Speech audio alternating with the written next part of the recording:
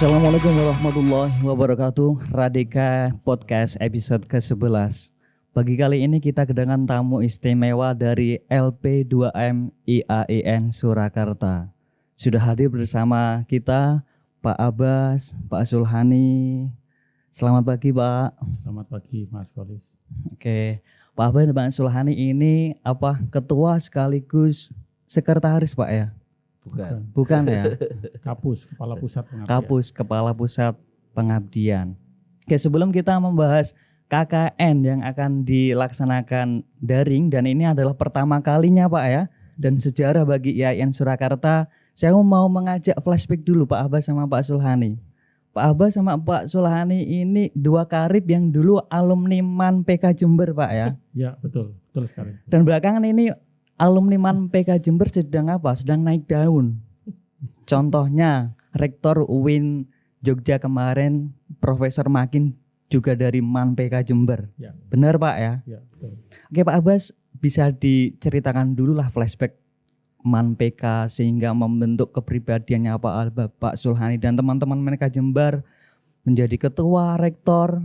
Enggak hanya ketua LP2M, Pak Abbas ini ketua Pondok Pesantren Darussalam juga Pak ya? Iya betul. FKUB masih Pak? Masih dan juga mantan ketua dari saya, ketua dari Takmir IAIN Al-Bukhari. Oke Pak Abbas, Pak Sulhani monggo gimana flashback? Iya begini, terima kasih Mas Kolis. Jadi benar saya dan Pak Sulhani ini adalah alumni MAPK Jember ya. Saya kebetulan adalah alumni yang kedua, jadi angkatan yang kedua. Bisa dikategorikan sebagai as-sabiqunal awwalun ya. Dari generasi MAPK. Nah Profesor Al-Makin itu adalah satu kelas dengan saya kebetulan. Satu kelas. Yang angkatan pertama yang juga jadi rektor itu adalah Profesor Imam Taufik di UIN Semarang. Oh, UIN Semarang. Nah, hal yang penting yang ingin saya sampaikan dengan pengalaman di MAPK adalah terciptanya yang disebut dengan spirit pencari ilmu. Spirit itu kalau di dalam buku yang kita tulis kemarin, buku dari MAPK untuk Indonesia, Santri Kaliwates itu, poin penting yang saya tulis di sana adalah bahwa MAPK itu memberikan spirit bagi saya untuk terus-menerus mencari ilmu.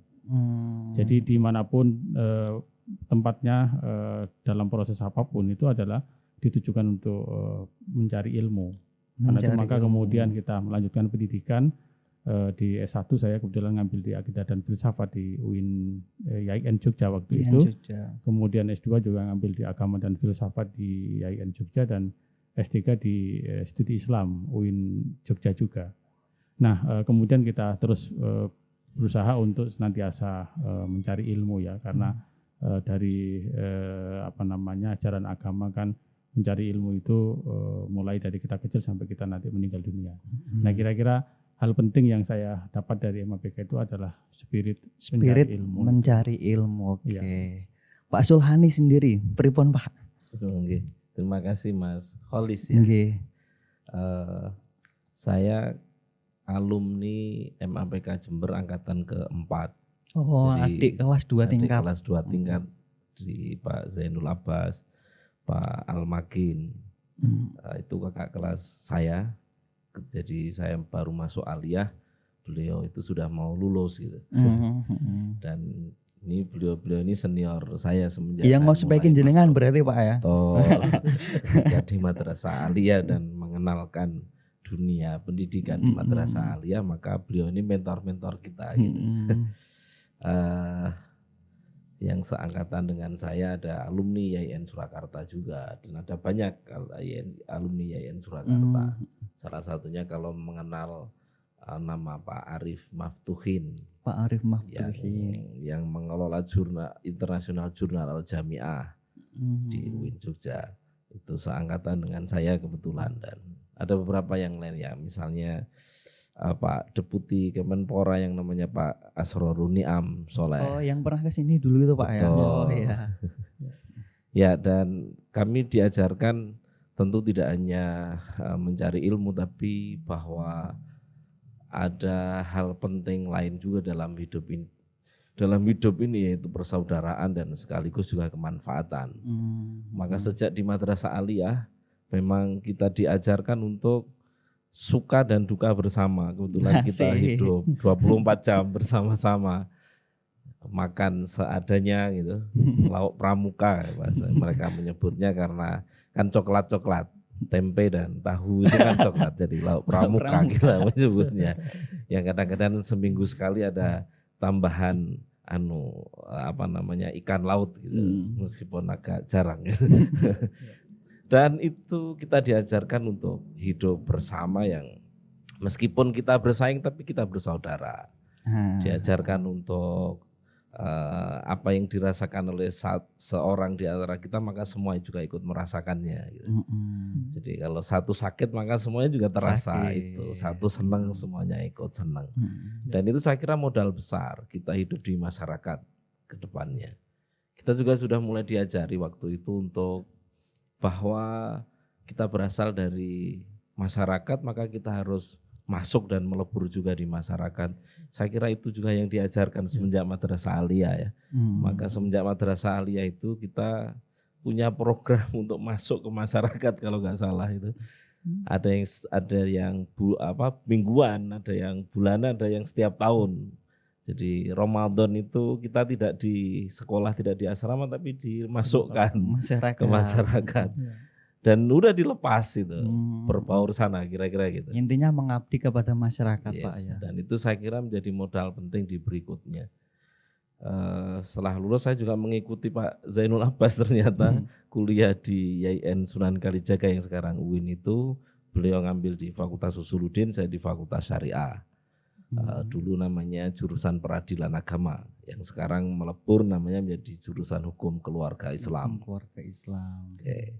Sampai S2 saya juga masih sama di UIN Sunan Kalijaga juga, ngambilnya hukum Islam. Nah mulailah semenjak S2 itu kemudian saya juga mulai masuk ke dunia pencarian ilmu dan sekaligus pengabdian, karena saya ikut ngajar di pesantren Sunan Pandenaran, Yogyakarta. Almarhum Kiai Mufid Mas'ud Al-Maghfurlah, yang beliau juga menjadi salah satu guru saya berikutnya. Sampai kemudian masuk ke YIN Surakarta, saya ketemu lagi dengan beliau karena retreat balik sebetulnya tahun 2004 saya persisnya masuk. De factonya, de jurenya Desember 2003, tapi de factonya kemudian awal 2004. Dan saya ketemu dengan Pak Zainul Abbas lagi di lembaga yang dulu namanya Pusat Penelitian dan Pengabdian Masyarakat atau P3M, yang sekarang menjadi LP2M itu. Nah, dan di situ saya ketemu dengan Pak Zainul Abbas, kemudian ngurusi banyak hal mulai dari penelitian, pengabdian dan seterusnya itu. Dan ternyata kemudian saya setelah itu kemudian aktif di Fakultas Syariah, dan sekarang ketemu lagi dengan beliau. Beliau adalah ketua Lembaga Penelitian dan Pengabdian Masyarakat, dan saya adalah salah satu kepala pusat di situ, kepala pusat pengabdian masyarakat. Gitu kira-kira. Intinya mulai dari Man PK mengabdi masyarakat sampai saat ini Pak ya, masuk di lembaga yang mengabdi masyarakat. Alhamdulillah ya. Oke, Pak Zainul Abbas, Pak Sulani, ini teman-teman dari angkatan 17 menunggu dari LP2M. Ini teknis KKN nanti seperti apa sih? Teknis daringnya seperti apa? Mereka masih bingung Pak, jujur saja. Nah, ini bagaimana Pak persiapan mengenai KKN untuk kedepannya? Pripun? Nanti bisa diutarakan biar teman-teman ada gambaran, tidak bingung terus gitu. Ya, oke. Baik Mas Kolis, jadi sebelum Pak Sulkani nanti menjelaskan tentang persiapan-persiapan apa yang sudah kita siapkan dan kita sampaikan ke mahasiswa, terlebih dahulu saya akan menyampaikan terkait dengan KKN itu dalam konteks Tridharma Perguruan Tinggi. Jadi sebagaimana kita tahu bahwa ada Tridharma Perguruan Tinggi ya, yang itu menjadi tugas atau kewajiban sivitas akademika. Yang pertama adalah pendidikan dan pengajaran, kemudian yang kedua adalah penelitian, dan yang ketiga adalah pengabdian kepada masyarakat. Pengabdian. Nah, pendidikan dan pengajaran itu sudah disiapkan, sudah dilaksanakan selama perkuliahan yang ada di fakultas.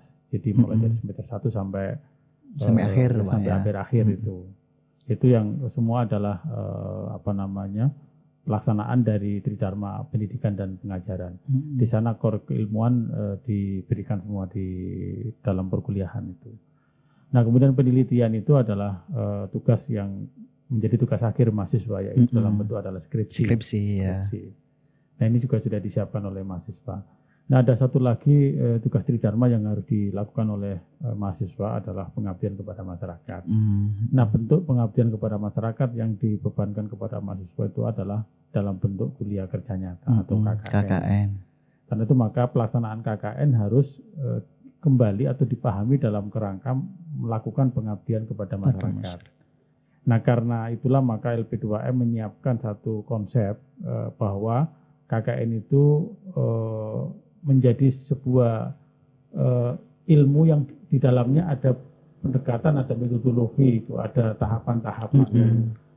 Memang itu sebenarnya sangat kaya metodologi di dalam pengabdian masyarakat itu. Nah, KKN nanti insya Allah akan kita siapkan dalam bentuk seperangkat kemampuan mahasiswa menguasai metodologi atau pendekatan di dalam melakukan pengorganisasian sosial, ya, melakukan pengabdian kepada masyarakat. Yang ini nanti bisa bermanfaat atau menjadi bekal penting bagi mahasiswa yang ingin terlibat di dalam kerja-kerja sosial nanti setelah kuliah, menjadi aktivis atau menjadi mungkin organizer di masyarakat. Dan ini menjadi bekal, Pak, ya. Menjadi bekal, ya. Jadi KKN itu karena itu ada ilmunya di situ, ada ilmu yang nanti akan kita berikan kepada mahasiswa, karena ini bagian dari bentuk pengabdian kepada masyarakat. Intinya pemanasan lah, Pak, ya, sebelum kita terjun ke masyarakat gitu, Pak, ya. Iya, betul. Ini betul-betul menjadi bekal kalau sejak dulu kita siapkan itu adalah bagaimana mahasiswa memiliki satu kompetensi yang nanti bisa dipakai untuk menjadi aktivis, menjadi organizer, menjadi social worker, ya, pekerja sosial, menjadi orang-orang yang melakukan pendampingan kepada masyarakat.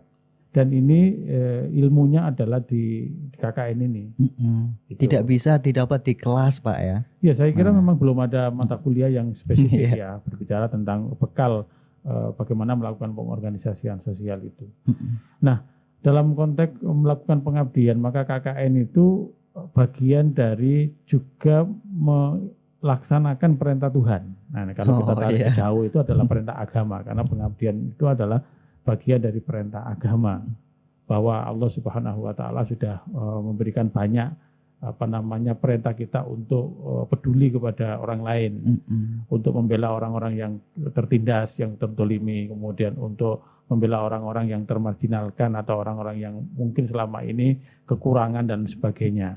Sebagaimana dalam surat Al-Maun misalnya, kita harus bagaimana memperhatikan orang-orang miskin, fakir miskin, kemudian yatim dan seterusnya. Di yang sisi lain kemudian kita harus membela hak-hak orang-orang yang mungkin teraniaya, baik itu perempuan maupun pihak-pihak yang lain, komunitas yang lain. Jadi saya kira makna agama dari pelaksanaan KKN itu sangat kental. Sangat kental. Iya. Jadi intinya KKN itu bukan sekedar tugas wajib dari kampus, dan emang ini adalah perintah dari Tuhan. Iya. Ya, dalam bentuk salah satu bentuk pengabdian yang harus dilakukan oleh mahasiswa gitu. Nah, karena itu maka tema yang kita yang kita siapkan untuk KKN kali ini penguatan ketahanan masyarakat atau ketahanan sosial masa pandemi COVID-19 berbasis kearifan lokal dan moderasi beragama. Berbasis kearifan lokal dan moderasi beragama. Jadi kita mengambil segmen penguatan sosial, ya. Jadi penguatan sosial karena di masa pandemi COVID-19 ini saya kira mengakibatkan banyak hal-hal yang menyebabkan kondisi masyarakat agak terganggu gitu.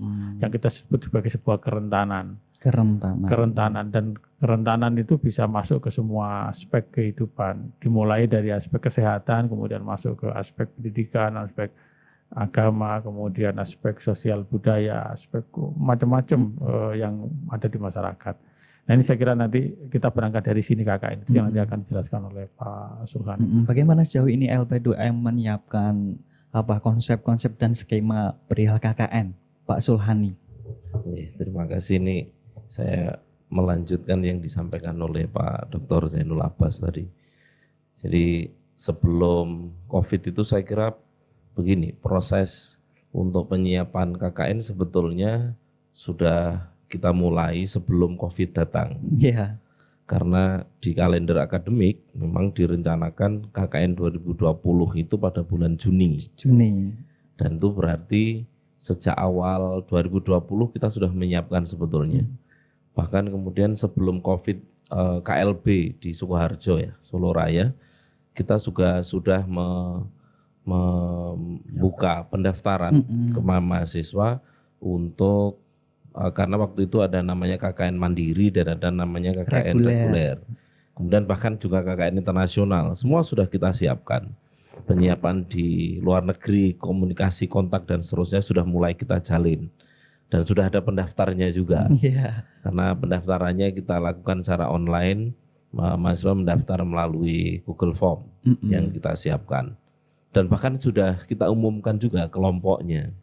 Jadi siapa ada di mana sesuai pendaftaran waktu itu. Bahkan kemudian kita sedang menyiapkan yang reguler di Kabupaten Karanganyar. Ada 12 atau sekian kecamatan yang nanti kita pakai sekian desa, 65 desa di Karanganyar. Kemudian ada beberapa kabupaten yang lain yang memang kita hitung dan kita lihat tidak sedang menyelenggarakan pilkada. Nah, tetapi kemudian COVID datang. Sampai kemudian beberapa perbincangan kita sebetulnya waktu bulan Maret masih nunggu. Mungkin Juni udah reda. Tapi ternyata masih jalan dan agak panjang.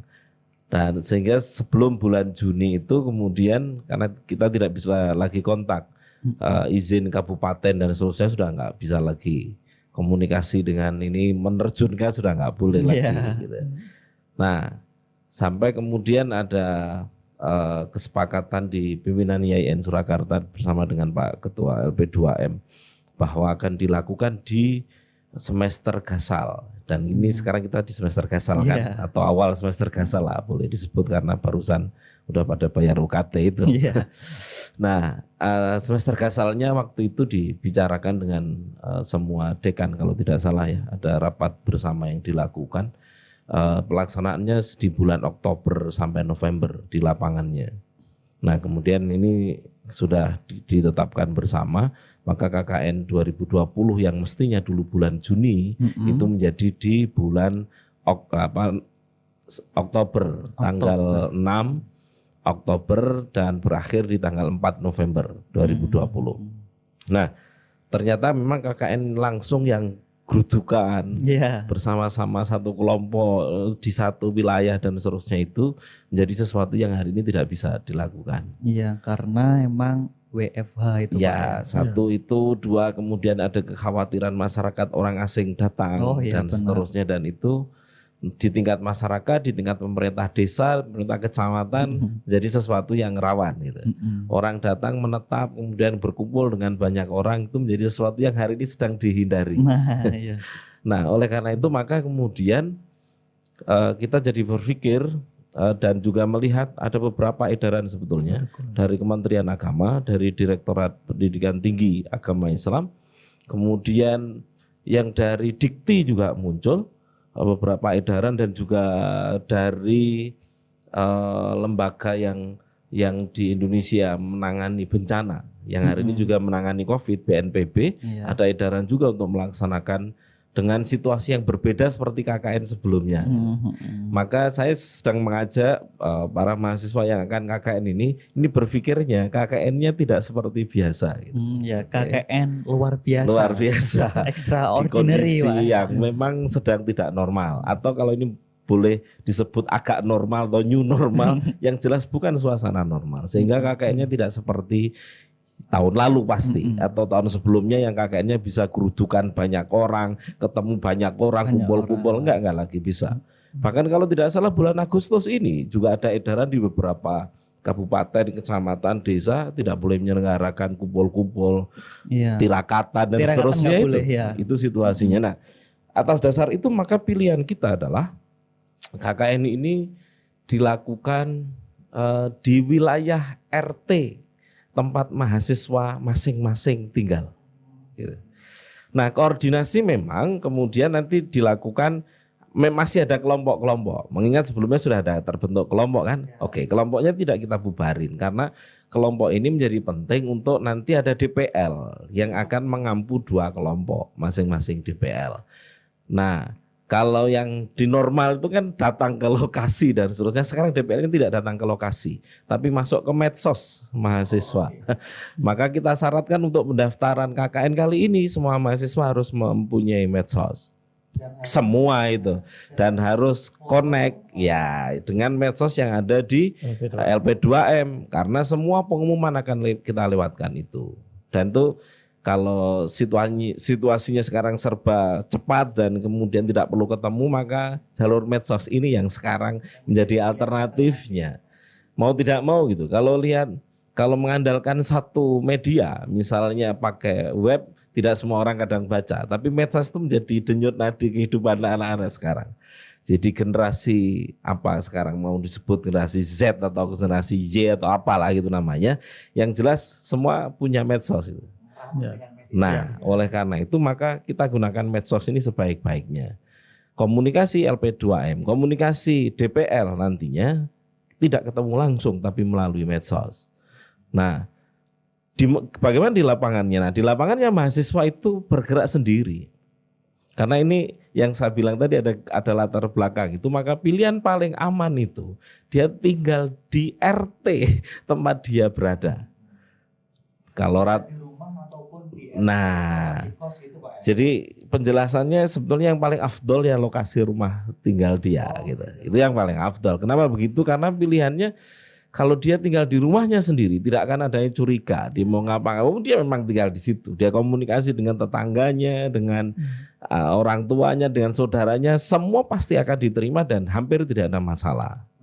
Kecuali sesuatu yang tidak normal lagi gitu kalau ada yang lain. Nah, tapi asumsinya secara umum begitu. Nah, bagaimana yang kemudian sudah kadung punya sesuatu yang penting gitu. Misalnya dia ada di pesantren. Dan pesantrennya sudah mewajibkan untuk datang ke sini. Pesantrennya di sini. Apakah kemudian dia harus pulang? Maka bisa jadi ini alternatif yang berikutnya tadi. RT tempat dia berada. Jadi RT tempat pesantren itu sekali lagi catatannya kalau itu sudah diwajibkan untuk masuk. Tapi kalau enggak, maka sangat saya sarankan untuk tetap di rumahnya masing-masing. Bagaimana kalau teman-teman yang merasa enggak betah di rumah akhirnya itu yang tidak kita sarankan karena hari ini Anda berada di wilayah Sukoharjo ini karena Kartosuro ini tempat YIN berada ini lokasinya zona merah. Saya harus sampaikan dan di beberapa apalagi memang ada edaran-edaran yang muncul dari desa. Di desa ini namanya Desa Pucangan, Kecamatan Kartosuro, ada edaran kecamatan termasuk kumpul-kumpul yang seterusnya itu memang kemudian menjadi sesuatu yang hari ini sedang dijauhi. Belum lagi ada situasi saya tidak tahu.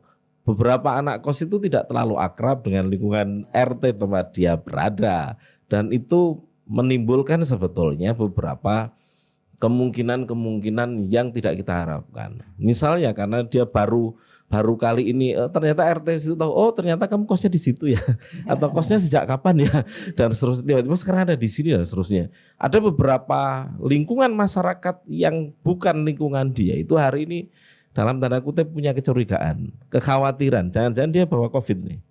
Nah itu sebetulnya maka pilihannya kalau pilihannya kos sangat saya sarankan di rumah aja. Nah kalau di rumah kemarin karena situasinya sudah suntuk segala macam, nah maka suntuknya kemarin itu karena nggak ngapa-ngapain gitu. Nah sekarang pilihannya suntuknya dirubah gitu, suntuknya dirubah jadi asik gitu. Gimana cara asiknya? Kalau kemarin suntuknya di rumah itu nge-game, suntuknya di rumah itu nggak jelas gitu ya. Sekarang jelas, masuk aja dong ke masyarakat tempat dia tinggal itu. Yang selama ini mungkin kiprahnya belum terlalu banyak. Atau kalau bagi yang sudah kiprah jelas ditinggal nerusin gitu. Tapi bagi yang belum, kenapa kita tidak pernah memperhatikan lingkungan tempat kita tinggal? Toh hari ini memang situasi mengendaki begitu gitu. Jadi ini anfa'uhum linnasnya dimulai dari lingkungan sekitar dia berada. Dan suatu saat entah setelah lulus atau kapan dia pasti akan pulang ke rumah kan dan akan melakukan sesuatu dan itu kita mulai aja sekarang gitu. Enggak usah nunggu besok setelah sarjana kan. Nah, jadi kira-kira itu gambarannya. Memang ada beberapa pertanyaan. memang secara normatif itu RT tempat dia tinggal atau RT tempat dia berada. Itu tadi memberikan beberapa kesempatan. Dan ini sifatnya sebetulnya individu. Kenapa kok individu? Karena kecenderungannya kalau dia bekerja sendiri, dia akan bekerja dengan ya orang terbatas juga di RT-nya. Dan memang itu yang sekarang diminta oleh pemerintah dan beberapa anjuran terkait social distancing itu. Nah, sehingga ya karena sendiri kelompok itu ya hari ini ya sekedar untuk tempat bersemayam yang kemarin ada saja, tidak lagi memang ada komunikasi, bahkan nanti sampai laporan dan seterusnya juga mandiri gitu. Individu hanya dalam pengawasan DPL maka tetap masuk di kelompok. Tetapi masing-masing orang di dalam kelompok tidak bisa mempengaruhi kamu melakukan apa dan seterusnya itu. Mungkin untuk sharing metodologi gitu. Iya, sharing komunikasi saya kira itu. Kira-kira begitulah. Dan dengan ini maka setiap orang menghadapi masyarakat yang tentu akan berbeda situasinya. Ada yang memang di daerahnya ada COVID yang ada orang yang sudah pernah kena positif. Ada yang PDP, ada yang ODP, ada yang OTG dan seterusnya. Yang situasinya beda-beda. Ada situasi yang di situ beberapa penghidupan masyarakatnya berhenti karena kerja harian. Ada juga yang tidak terpengaruh. Dan oleh karenanya maka mahasiswa yang dulunya satu kelompok itu dan masih dalam kelompok yang sama tentu akan menghadapi masyarakat yang berbeda. Dan berarti akan melakukan sesuatu yang sebetulnya berbeda. Karena logika KKN itu di pikiran kita adalah melakukan sesuatu bersama dengan masyarakat yang ini merupakan analisis bersama masyarakat juga gitu. Melakukannya jadi ya belajar dan bekerja bersama masyarakat. Kira-kira itu situasinya. Melebur bersama masyarakat. Masyarakat yang mana? RT tempat dia tinggal. Tentu dengan semua kehati-hatian. Semua protokol kesehatan yang ada. Kalau memang situasinya merah ya gunakan alat APD yang cukup gitu.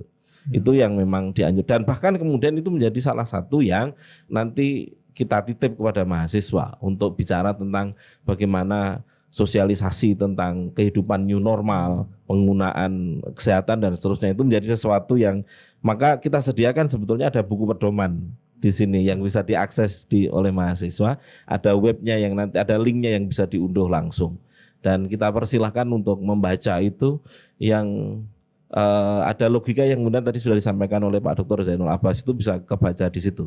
Termasuk kemudian di sana mau ngapain gitu kira-kira. Yes. Ya, ini saya mau menekankan lagi terkait dengan tema ya, apa yang akan dilakukan di sana. Jadi tema kita KKN kali ini kan penguatan ketahanan sosial di masa pandemi COVID-19 berbasis kearifan lokal dan moderasi beragama gitu. Jadi dengan tema itu kita berharap bahwa mahasiswa leluasa untuk melakukan sesuatu sesuai dengan tantangan yang ditemui atau yang dihadapi di tempatnya masing-masing. Di tempat lingkungan terkecilnya RT, kalau misalnya nanti bisa berkolaborasi dengan pihak-pihak penting yang ada di situ, bisa anak muda, bisa takmir, bisa RT, bisa dan sebagainya, bisa ibu-ibu dan seterusnya. Itu bagian dari kolaborasi yang nanti akan dilakukan di lapangan itu. Jadi mahasiswa terbuka bentuk dan tema kegiatannya sesuai dengan tantangannya masing-masing. Karena itulah maka kita menyebutnya sebagai kerja sosial itu. Jadi harus ada kerja sosial yang dilakukan seminimal apapun yang bisa dilakukan di lingkungannya masing-masing. Bisa sosialisasi new normal, bisa edukasi, bisa melakukan pendampingan problem pendidikan, misalnya ibu-ibu rumah tangga yang kesulitan mengikuti pendidikan jarak jauh, misalnya termasuk anak-anaknya. Termasuk mungkin problematika di tempat-tempat ibadah misalnya kayak gitu. Dan kalau memungkinkan misalnya jika ada problem ekonomi yang kemudian bisa ditangani itu luar biasa. Jadi sangat terbuka sesuai dengan bidang keahlian yang dimilikinya dan bentuknya adalah semuanya adalah kerja sosial. Jadi ada yang disebut dengan kerso dharma. Kita menyebutnya sebagai kerja sosial daring dari rumah. Melakukan kerja sosial di rumah di lingkungannya terdekat. Kemudian dilakukan komunikasi daring dengan DPL, kemudian dengan semua proses termasuk nanti adalah pembekalan juga pembekalan daring. Jadi nanti sebelum pelaksanaan itu ada pembekalan ya. Dilaksanakan pada tanggal kalau nggak salah 21 sampai 24 September. Sampai 24 September itu nanti disitulah kita akan menyampaikan bagaimana metodologi melakukan pengorganisasian sosial itu, termasuk nanti bagaimana menyiapkan laporan dan seterusnya, itu ada semua di pembekalan. Makanya itu belum kita sampaikan di pengumuman karena itu nanti menjadi materi. Nanti materinya juga kita siapkan dengan YouTube ya, dengan media sosial juga ya. Jadi nanti bisa live streaming YouTube atau mungkin nanti coba kita sedang ancang kalau misalnya dengan menggunakan Zoom yang dikonekkan sekaligus dengan YouTube itu nanti seperti apa. Artinya kita nanti akan menyampaikan kepada mahasiswa sedetail mungkin terkait dengan tahapan apa yang akan dilakukan mahasiswa di lapangan hari pertama, kedua, minggu pertama, kedua, ketiga, sampai keempat itu semuanya sudah kita siapkan. Jadi kerja sosial yang dilakukan secara daring dalam komunikasinya dan itu dilakukan di rumah. Maka kita menyebut bahasa KKN transformatif Kerso Dharma. Itu juga ternyata ada makna Jawa. Itu istilah Jawa, Kerso Dharma itu adalah istilah Jawa, ya. Jadi kerso itu mau, dharma itu mengabdi, berdharma, mengabdi. Jadi mahasiswa IAIN itu dalam melakukan KKN transformatif mau mengabdi, berdharma kepada masyarakat. Jadi kerja sosial daring dari rumah, kerso dharma yang memiliki makna yang luar biasa bagi kita semuanya itu. Dan situasi komunikasi yang kita bangun itu juga punya prinsip moderasi beragama yang memang sekarang kita juga sedang kembangkan. Bahwa kita hidup di masyarakat itu ya sama-sama manusia, sama-sama bangsa Indonesia, sama-sama warga RT yang memang sedang mengalami situasi yang sebetulnya sekarang sama-sama tidak enaknya.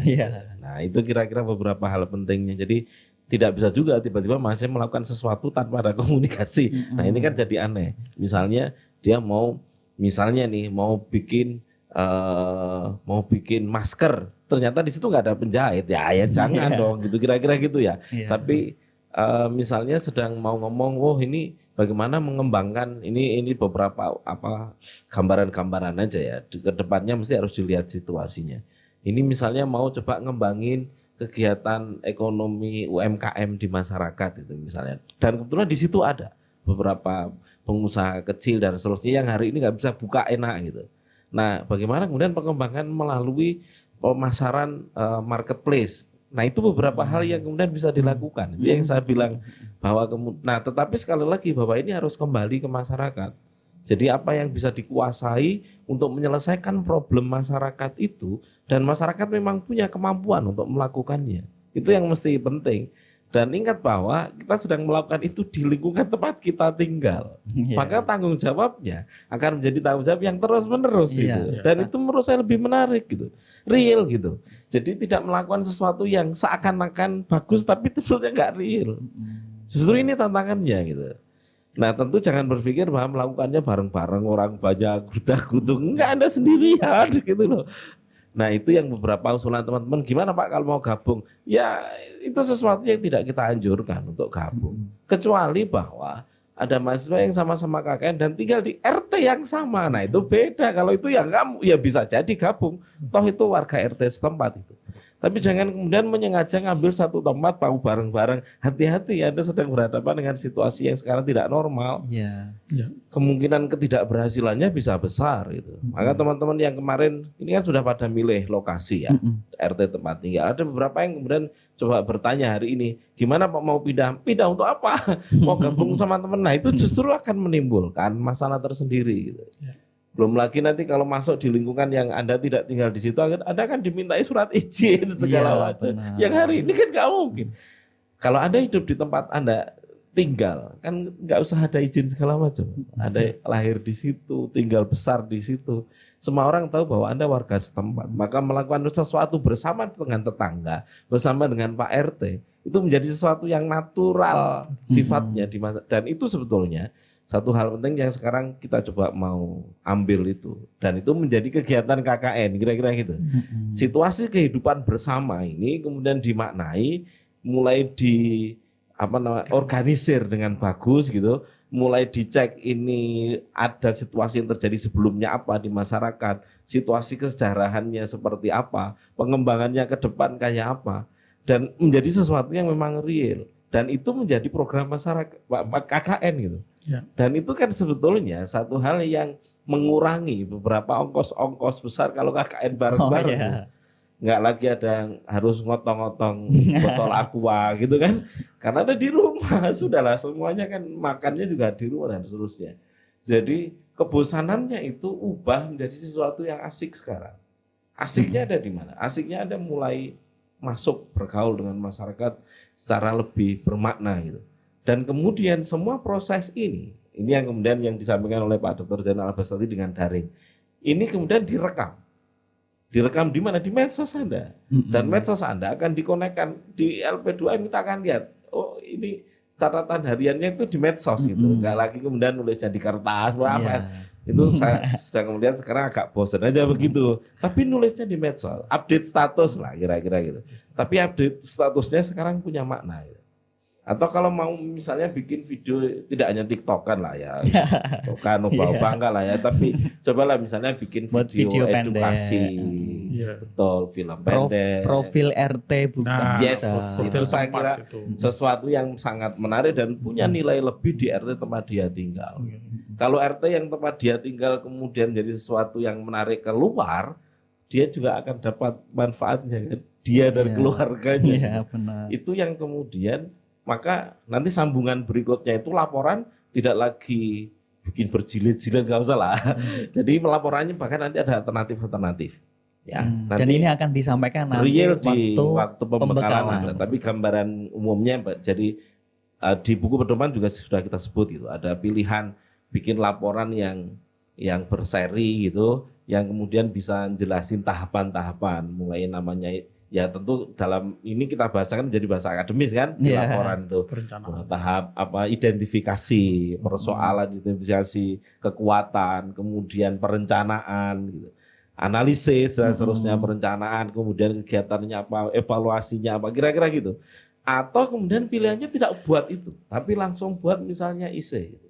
Oh, jadi nanti pelaporan sistemnya ada beberapa opsi, Pak ya? Yes, itu yang akan kita tawarkan. Dan semuanya bentuknya file, semuanya dikirimnya lewat online. Gitu. Ya. Dan jadi, itu lebih sederhana kan? Lebih murah, lebih sederhana, dan paperless. Iya. Dan harusnya nanti lebih cepat berarti. Artinya KKN selesai, kita tidak akan memberi waktu panjang. Nggak ada lagi kan antrian di mesin ketik, nggak ada lagi gitu. Antrian online semua gitu. Terpaksanya misalnya ngetik pakai HP pun sekarang sudah banyak HP yang bisa digunakan, kira-kira gitu. Bahkan bisa IC. Dan saya berharap kalau yang IC nanti ada pembelajarannya sendiri khusus untuk itu. Kedepan kalau memang kemudian bagus, mungkin 2021 kita punya terbitannya karya mahasiswa KKN. Gitu. Jadi nanti yang berupa IC bisa dibukukan oleh LP2M. 2021 ya. Bahkan mungkin tidak hanya isi, kalau yang punya minat untuk menulis dalam bentuk artikel yang serius dalam jurnal yang akan dikirim ke jurnal juga kita beri alternatif. Jadi pokoknya alternatifnya kita berikan semuanya. Gitu. Jadi nanti kembali lagi ke teman-teman mahasiswa. Silakan mau pilih yang mana gitu. Plus produk medsos, jangan lupa. Nah, ini saya sekarang masuk ke dunia remaja di sini, dunia mahasiswa, karena mahasiswa juga sering di keseharian bikin video yang paling sering walaupun TikTok itu kan. Sekarang dirubah lah. Ya mau dengan bahasa Anda kayak apa nggak ada masalah, tapi bikin produk medsos yang kemudian punya manfaat ke masyarakat. Walaupun yang itu nanti kita syarati. Misalnya bikin produk YouTube. Karena medsos juga kita minta untuk bikin YouTube kan. Nah, nanti YouTube-nya viewernya minimal sekian gitu.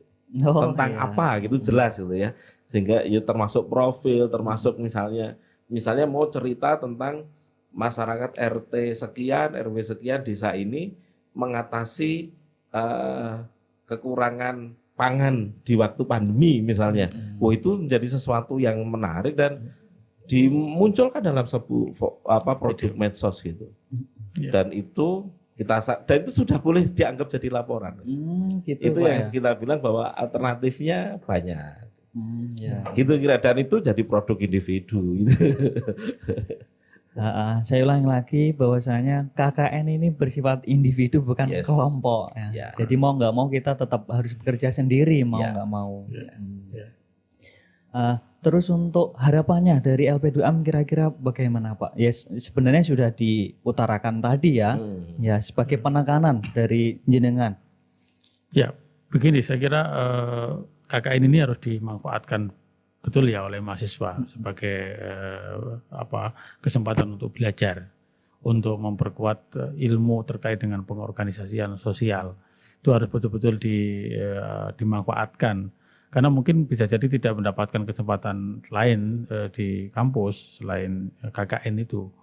Karena itu konteks melakukan KKN dengan individu itu kemudian harus disiapkan ya jauh dari, bukan sesuatu yang menakutkan, tidak ada yang mengkhawatirkan, tidak ada yang berat, karena saya kira nanti kita ada metodologi yang kita sampaikan bagaimana kita melakukan identifikasi permasalahan yang ada di tempat masing-masing. Itu ada beberapa teknik yang akan kita sampaikan. Mahasiswa akan mengetahui apakah problem yang muncul di situ. Kemudian bagaimana merancang kegiatan yang disebut dengan perencanaan itu, kira-kira kalau dengan problem seperti ini rencananya apa sih yang bisa kita dilakukan oleh masyarakat bersama-sama dengan mahasiswa KKN. Kemudian bagaimana melaksanakannya, itu nanti ada tahapannya semua, dan bagaimana nanti menulis semua proses itu, membuat dalam bentuk video atau mungkin menulis dalam bentuk esai atau menulis dalam bentuk artikel jurnal, itu nanti ada semua di sana itu. Jadi saya kira bukan sesuatu yang sulit. Kita ini berorientasi memudahkan mahasiswa ya, memudahkan tetapi bisa menghasilkan hasil yang sesuai dengan tujuan dari KKN sebagai pengabdian masyarakat itu. Jadi tidak usah khawatir, tidak usah merasa berat meskipun sendirian, karena saya kira nanti akan bisa dilakukan. Iya. Intinya enjoy saja Pak. Enjoy ya. saja. Nikmati Nikmati proses ini ya. Dan yang berbeda menurutku kalau yang dulu-dulu kita KKN di tempatnya orang, sekarang di tempatnya sendiri, ini rasa tanggung jawab moralnya lebih besar gitu Pak. Harus ya. Karena itu bagian dari kita masuk di lingkungan tempat kita hidup sebetulnya, dan siapapun kita sebetulnya semua sedang berharap bahwa kita punya peran, punya manfaat, punya fungsi di lingkungan tempat kita tinggal sebetulnya.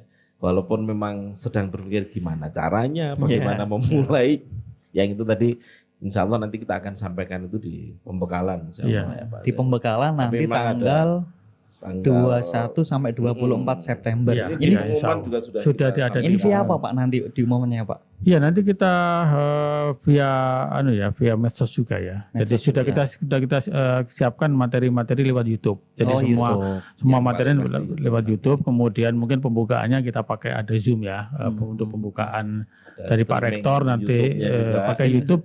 Nanti bisa diakses siapa yang memungkinkan mengakses. Kemudian kita streaming dengan live streaming dengan YouTube gitu. Jadi untuk di pembekalannya seperti itu, termasuk nanti untuk di pembukaannya juga saya kira kita modifikasi ya antara Zoom dengan nanti YouTube. Jadi yang tidak bisa mengakses Zoom kemudian bisa mengakses YouTube, bisa dimanapun.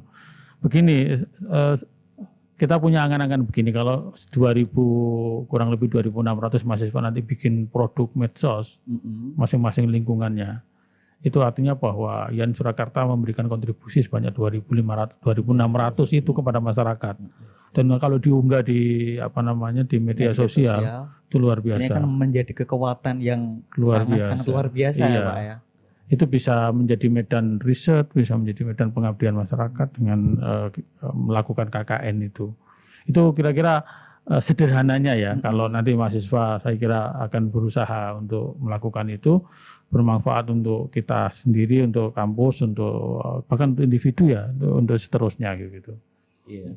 Gitu. Ini otomatis juga yang saya sebut ada laporan alternatif. Iya. Jadi bagi mereka yang punya kemampuan menulis dan pengen nanti publish, kita siapkan juga dan bahkan ini dalam waktu dekat, besok LP2M hari Kamis kalau nggak salah, hari Kamis ada webinar yang juga disampaikan lewat Zoom plus YouTube.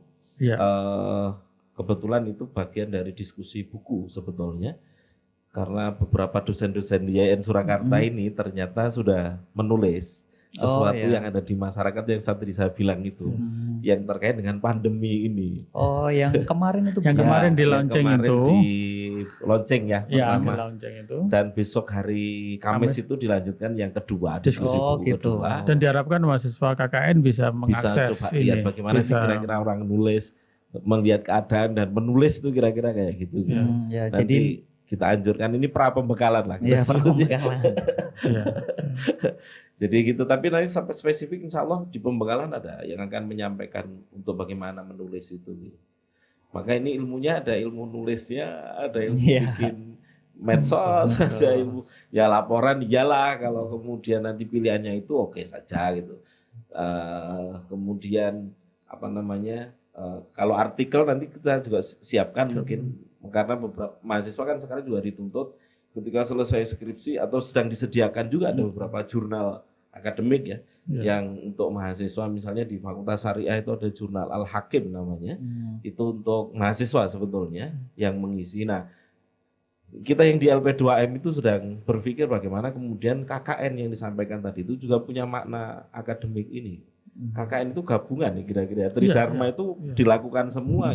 Pendidikan, pengajaran, pengabdian dan penelitian itu semua dilakukan, karena apa yang dilakukan itu juga bagian dari penelitian. Karena itu harus ditulis, direkam dan seterusnya itu. Bahan-bahan semuanya ini kan bahan dari penelitian maksud saya. Cuman bedanya ini penelitiannya bersama dengan masyarakat. Nah, itu poin pentingnya ya. Jangan khawatir bahwa yang kita lakukan ini semuanya punya makna, dan saya sedang punya keyakinan bahwa hal-hal baik ini, kerso dharma itu kan niat nawa itu untuk melakukan sesuatu yang baik, yang bermanfaat itu. Dan Nabi sudah pernah dawuh khairun nas anfa'uhum linnas gitu. Hakul yakin bahwa itu pasti benar. Tapi yang bisa kita lakukan kan sekecil apapun yang bisa kita lakukan. Khairun nas anfa'uhum linnas itu kan nunjuknya per individu sebetulnya. Tidak per kelompok ya. Tapi bisa kemudian ini diterjemahkan menjadi kelompok dan seterusnya. Tapi sekali lagi pertanggungjawabannya kan kita masing-masing individu besok. Itu kira-kira, jadi kita perlu maknai bahwa KKN kita kali ini ya punya makna akademis, punya makna agama, punya makna kehidupan sosial dan seterusnya itu, sehingga nggak ada yang sia-sia gitu kira-kira yang kita lakukan. Tapi kita tidak mengabaikan bahwa hari ini ada dunia medsos, ada dunia IT, ada dunia yang sedang disenangi oleh mahasiswa dan seterusnya, itu yang kita juga perhatikan itu. Itu kira-kira gitu Pak. Oh ya, satu lagi Pak, pembekalan 21 sampai 24 September, sedangkan untuk pembukaan sendiri kapan akan dilaksanakan Pak? Pembukaan apa ini? Pendaftaran? Pembukaan itu yang nanti ada pembukaan KKN ya. KKN. Nanti insya Allah dilaksanakan pada tanggal 6 Oktober ya. 6 Jadi Oktober. kita memang bikin jarak Lepasan waktu ya. yang agak cukup gitu antara pembekalan mahasiswa dengan pembukaan KKN-nya. Jadi KKN-nya akan dilaksanakan pada tanggal 6 Oktober itu nanti pembukaan. Nanti kemudian berjalan sampai 1 bulan sampai tanggal 4 November 2020. Dan ini bedanya lagi, mahasiswa nggak perlu naik bis, nggak perlu datang ke kampus, dilepasnya online juga gitu. Ya itu usah panas-panasan di lapangan. Di lapangan ya rumahnya sendiri-sendiri aja.